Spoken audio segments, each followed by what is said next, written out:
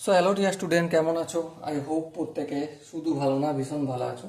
স্ক্রিনের ওপর যে প্রশ্নটা দেখা যাচ্ছে, এই প্রশ্নটা এসএসসি সিজিএল এ আসছিল 2019 সালে।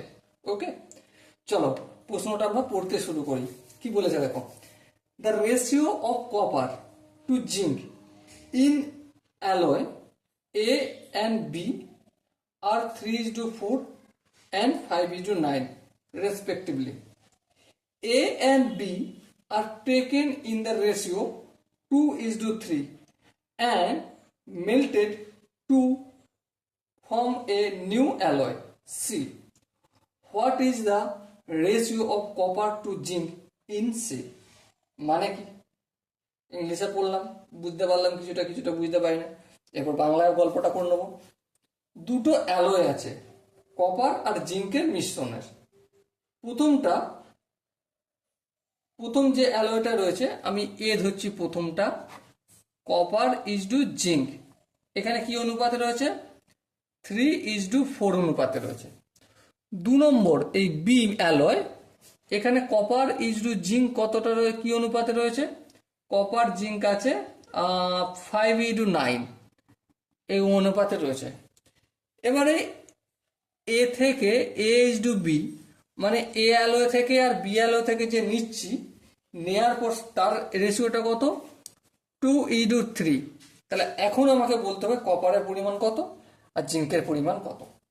মুদ্রা কথা, অ্যালয় এ থেকে 2:3 নিচ্ছি, মানে এ থেকে নিচ্ছি 2 ভাগ আর বি থেকে নিচ্ছি 3 ভাগ, নিলে কপার আর জিঙ্কের অনুপাতটা কত হবে? চলো সেসব গল্প তো হবে। আমি এই এ আর বি এই দুজনের যে অ্যালয়ের অনুপাত 2:3, ঠিক আছে, এদের সাধারণ অনুপাত হচ্ছে এক্স। তাহলে এ থেকে কতটা নেবো? 2x নেবো। বি থেকে কতটা নেবো? বি থেকে নেবো 3x। ওকে, এবার দেখো এই যে এ অপশন আছে, এতে কপারের ভাগার কত? কপারের ভাগার 3/3 ওকে। জেড এর ভাগার কত? জেড এর ভাগার 4/7।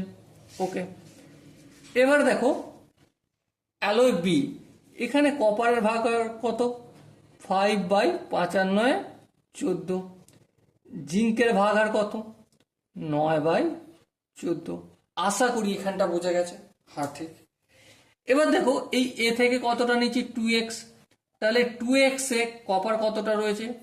2x এ কপার আছে 2x ইন্টু কপারের ভাগারটা 3/7 সমান কি হবে? 3×2 6x/7।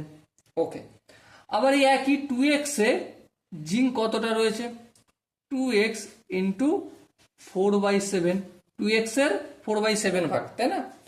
সেখানে ক্যালকুলেশন করলে কি পাবো? 4×2 8x/7। বেশ, আবার একইভাবে এই যে বি অ্যালয়, বি অ্যালয় থেকে কতটা নিচ্ছি? 3x নিচ্ছি। তাহলে 3x এ কপার কতটা? কপার থাকবে 3x এর কপারের ভাগার কত? 5/14। হ্যাঁ, 5/14। তাহলে 3×5 15x/14। একইভাবে 3x এ জিঙ্ক কতটা? Obviously 3x into 9/14। তাহলে কত হবে? 3×9 27x/14। ওকে, তাহলে টোটাল কপার কতটা হলো? দেখো এখান থেকে কপার নিয়েছি 6x/7। হ্যাঁ, 6x/7। আবার এখান থেকে কপার নিয়েছি 15x/14। হ্যাঁ, দুটো যোগ করবো। হ্যাঁ, যোগ করলাম, এটা পেলাম। আচ্ছা, এখানে 14 জায়গায় 7 লিখলাম কেন? চলো, ঠিক আছে, ভগ্নাংশ করবো। করলে কি হবে? 14 হবে লসাগু। 14কে 7 দিয়ে ভাগলে 2, 2কে 6 দিয়ে গুণ করলে 6×2 12, আর এটা 15ই হবে। 12 আর 15 কত হয়? 12 আর 15 27 নাকি? হ্যাঁ, 27x।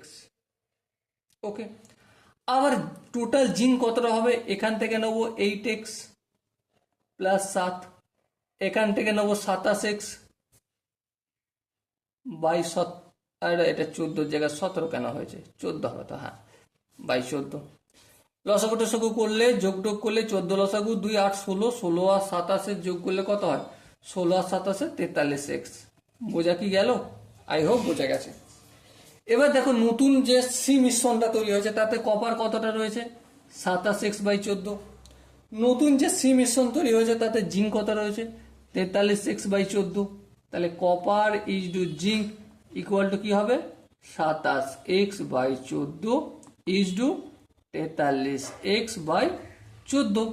সো যদি কাটাকাটি করে 14 কেটে যাবে, x কেটে যাবে, কি থাকবে তাহলে? 27 × 43। সো দেখো এখানে যে অপশনগুলো রয়েছে তার মধ্যে 4 নম্বর অপশনটা ঠিক হবে। Okay, so dear student, I hope তোমরা এই কোশ্চেনের প্রতিটা কনসেপ্ট বুঝতে পেরেছো। যদি কনসেপ্ট বুঝতে কোনো জায়গায় ডাউট থাকে, কনফিউশন থাকে, তার জন্য কমেন্ট বক্সটা খোলা রইল। ওকে, সো দেখা হচ্ছে পরবর্তী সেশনে। ততক্ষণ পর্যন্ত ভালো থেকো, সুস্থ থেকো এবং জয় হিন্দ।